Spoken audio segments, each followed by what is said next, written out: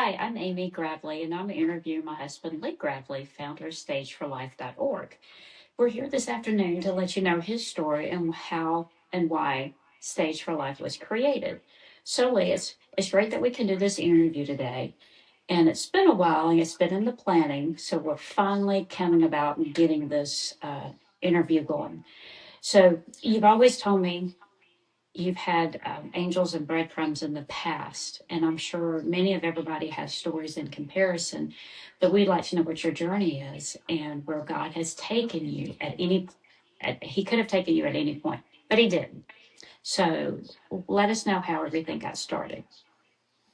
Well, first of all, I'd like to welcome everybody to this Stage for Life podcast studio. Yeah, it's been a long time in the making, but we finally got everything together. We got our table, we got a rug, we got some curtains that you can't see, set up the background. So we're really excited about this podcast studio. So there'll be many more to come. So stay tuned. And so my journey basically started in 1993. It was a 14-year-old science fair 14-year-old's science fair project. And she was looking at heart rate, breathing rate, and blood pressure while watching violence on TV. At the time, I was pretty much what I would call a cardio fiend. We were running stadiums, we were doing sprint drills, interval work, all that stuff. And so we were in pretty good shape as far as cardiovascular goes. And so my blood pressure was always like 110 over 68, 108. And my heart rate was basically down in the upper 40s, resting heart rate. And anyway, but the entire time that we were over at her house doing this experiment, blood pressure rate never dropped between 150 and 104 the entire 2.5 hours we were there. And so that's what set off alarms and went basically every day to the paramedics who were close by work. I just dropped over there and they took my blood pressure. And it never really dropped below 150 over 104. And so went to a blood pressure clinic about a week later. And so as I'm sitting there, the tech is waving his magic wand over my left kidney. He's like, "Oh, wow, look at this. Your kidney is huge." Turn the screen towards me. He's showing all the blues and yellows and reds, all the blood flow going in and out of the kidney and all that stuff. And then when he got over to the right kidney, he started waving the magic wand on my right kidney and he started getting really quiet. And then he turned the screen towards himself. So I knew right then there was something wrong. And so I said, yeah, what's up? He kind of like, well, I'm no doctor. And so I knew right then that I probably had cancer. Sure enough, it was. It ate up about 95, 97% of my right kidney, but still was encapsulated, never got outside the kidney. And so the doctors went in, they did a whole gallbladder surgery, went in the front and took it out. And that was it. It said, they were telling me, "Oh, Lee, it's less than 1% chance it'll ever come back." And sure enough, it came back. So fast forward to 2003. So after the first round, they said it'd only be 1% chance of coming back. 10 years later, it did in 2003. We were out biking, and it was a beautiful Sunday afternoon like today. And so I'm going to let Lee finish because, however, we're out cycling on a racetrack road, and Lee got hit by a van. And so I'll let you take it from here. Yeah, so we're on Racetrack Road, which is here, Birmingham, Alabama. It's a large, basically almost 6-lane highway, but it's a cut through. This was a Sunday, and there's absolutely no traffic on it at all. There wasn't a single car, and it was a beautiful Sunday afternoon. And we're coming home from a route, and I was like, let's take the long way home because it is so freaking gorgeous. And sure enough, as we're climbing a slight rise, Amy was in front, I was in the back, and right on her wheel, just right there on the white line. And sure enough, a conversion van hit me from behind. I screamed out, "Oh God, Amy!" Amy goes diving off the road in a power slide. I go flying through the air. My lower back and tailbone hit the hood. My upper back hit his windshield, bounced off.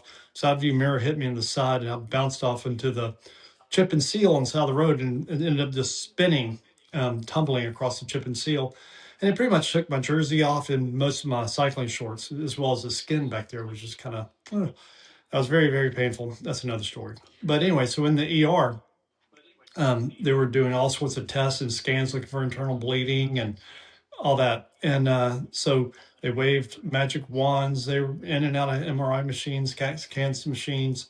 And finally, the end result came out. The doctor came in, they looked at me and said, Lee, do you know your urologist? I was like, well, yeah, he's actually friends with my sister. And he goes, well, you're the very first appointment tomorrow morning, which was Monday. And I said, okay. He goes, because your kidney, we think it might be kidney cancer. We think your cancer's back. And your kidney just does not look the same. It's really big and real. It doesn't look like a kidney. It's very misshapen and swollen. And he goes, a lot of that is probably from the wreck. But anyway, so long story longer, I show up the next morning at the doctor's office, and it's the first appointment, and they do all the scans, all that stuff again, and this time they send it out to all over the United States, and all the scans came back renal cell carcinoma, and so I was like, oh my gosh, not again, and Dr. Tully, he said, well, Lee, just wait. And we'll see what happens. Just give it about 6 weeks or so, let the swelling go down. We'll do more scans, send it out. And so they did more scans 6 weeks later. They sent it out, came back, same thing. And the kidney still misshapen. And it's gone down a little bit, but still misshapen, just did not look right. And so they went ahead and scheduled for surgery. And really, it's a consult. So the doctor came in to talk to me. His name was Dr. Carl Sanfilippo. And Dr. Sanfilippo, he is my first angel. He's the first angel that I've ever really met, besides Amy, here on this earth. And anyway, so he looked at me and he explained that more than likely I'll have to end up losing my kidney, that I'll have to be on dialysis, so on and so forth. And he said, but Lee, I just want you to know I'm not going to do your surgery. I was like, well, I looked at him like, why not? He goes, because I'm not the best. I said, what do you mean you're not the best? Because I'm not the best. I'm not the one that you need. Because you need Dr. Andy Novak at the Cleveland Clinic, Cleveland, Ohio. And he has since passed. But anyway, so I was like, okay. He said, because I would have to take your kidney out. If I got in there and it's so misshapen and all that stuff, if there wasn't anything left of your kidney I could really keep, then we had to take it out. And that's a pretty big risk. And so he said, Dr. Novak he is the world's best with partial nephrectomies. And so that's what we did. We went up at the latter part of January into February in Cleveland, Ohio. So you can imagine when, winter with, snow up here. And anyway, so he gets in there and he finds that it's actually not nearly as bad as what they thought. So it's like 10% of the top part of the kidney was cancerous, 10% of the lower part was precancerous. But they went ahead and took it out and they took out the margins and all that stuff. Said, Lay, don't worry about it. It's less than 2% chance it'll ever come back. And well, it did. It did. And sorry if you see the cat jumping around. She wants to be part of the podcast as well. So this was a little bit longer. It was 13 years between the sessions. But I will say this. Lee's always has a 6 month checkup around Thanksgiving. So the first two times were, we found out that there was cancer the week of Thanksgiving. So 2016 was a little bit different. I believe it was a little bit later when you found out. So, Yeah. And so in 2016, I'd had my ultrasound done in April. It was every 6 months. So in November is when I had my regular doctor's appointment.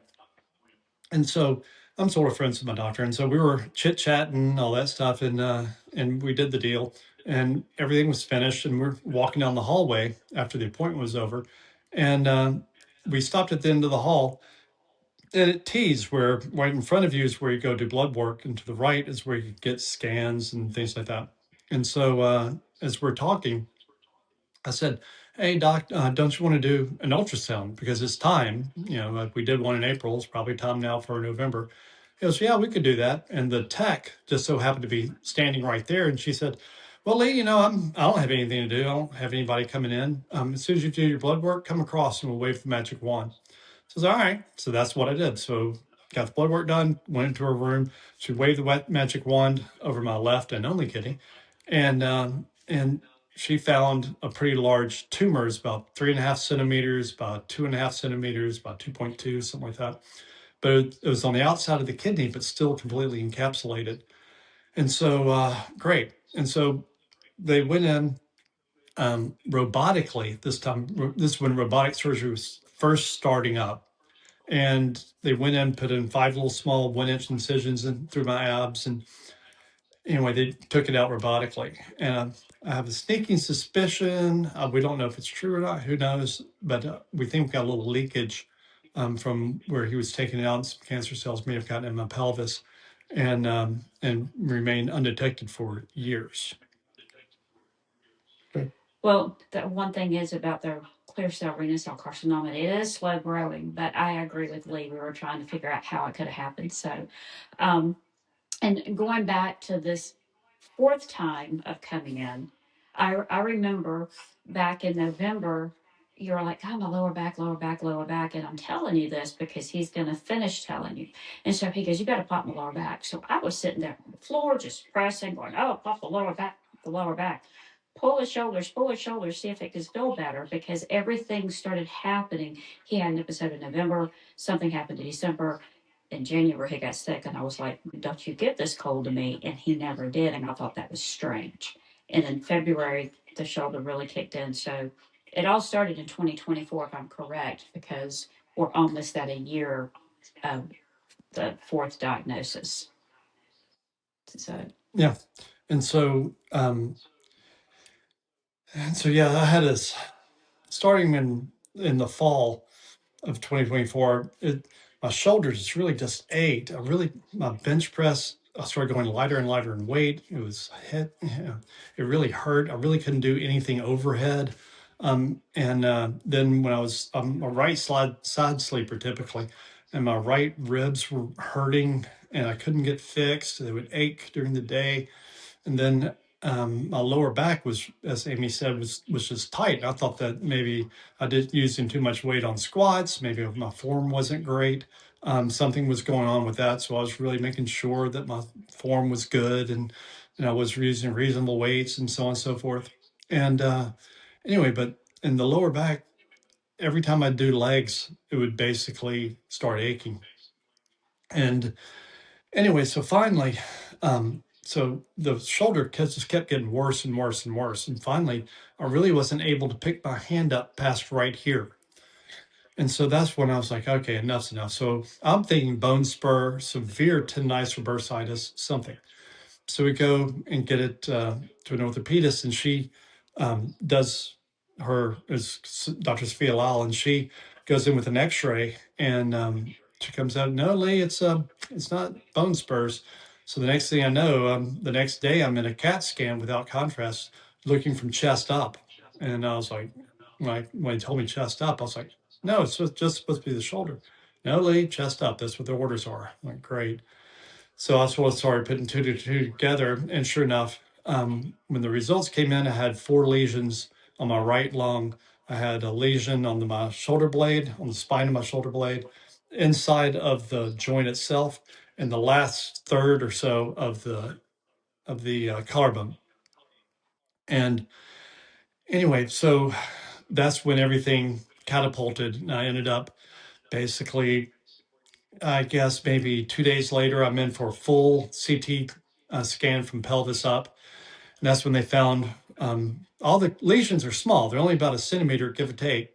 And there was 4 in my liver, 1 in my pancreas, 1 on L3, 1 on rib 8, right rib, and then let's see, shoulder blade and shoulder blade inside the joint and collarbone, and 4 in the lungs.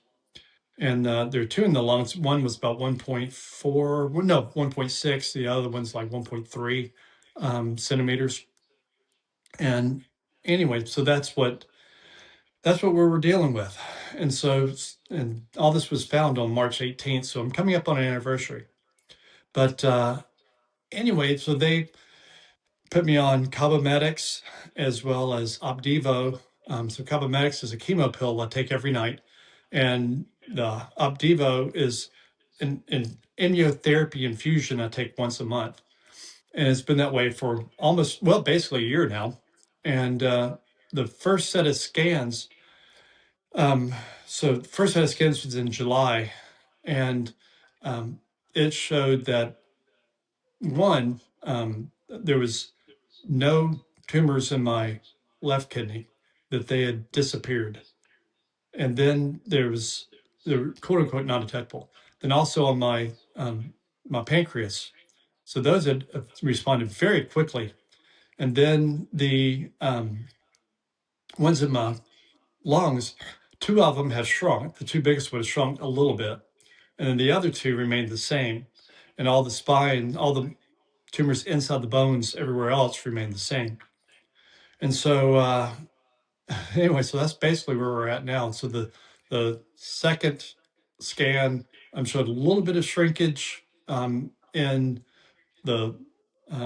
in the lungs, but not that much. But at least it was shrinkage, but everything else stayed the same. And so the third showed a little bit of shrinkage again. So it's slowly but surely working. But so we'll see what happens with this next set of scans coming up, basically not in 2 weeks. So we're kind of keeping our fingers crossed on that one. And I did get radiation. So they radiated my rib. They radiated L3 because there's a 15 millimeter tumor that was about to press into my spinal cord. So they did basically this surgery, if you want to call it that, with radioactive surgery. And so they radiated that disc or the tumor, and it basically killed it. And then also it killed up here as well, I believe, knock on wood. And scar tissue, they can't grow bone back once you radiate it. And so scar tissue comes down and forms on top of it. And so when that happened, it's slowly but surely, it's a very slow process. I'm able to get more and more range of motion. Like I can lift my hand over my head without any problem at all. And I can, scratch my back. I can do all sorts. My range of motion's improved significantly. So is my strength. And so where I wasn't getting like I couldn't even lift just the bar off the rack on bench press.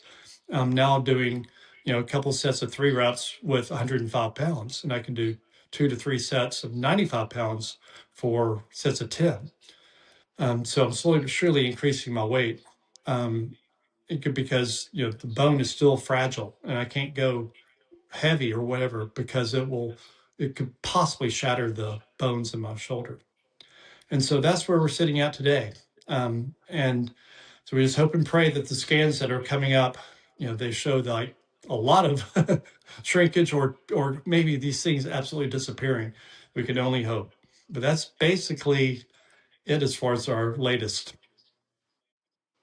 So we're just gonna, right now, we keep trudging on because it's a journey. It's what we are given to live with, and we can deal with it. So we hope to give you other little excerpts of our lives as we go along and updates of Lee's cancer journey. So we pray for remission and we pray for disappearance.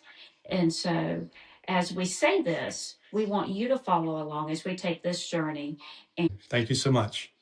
have a great day.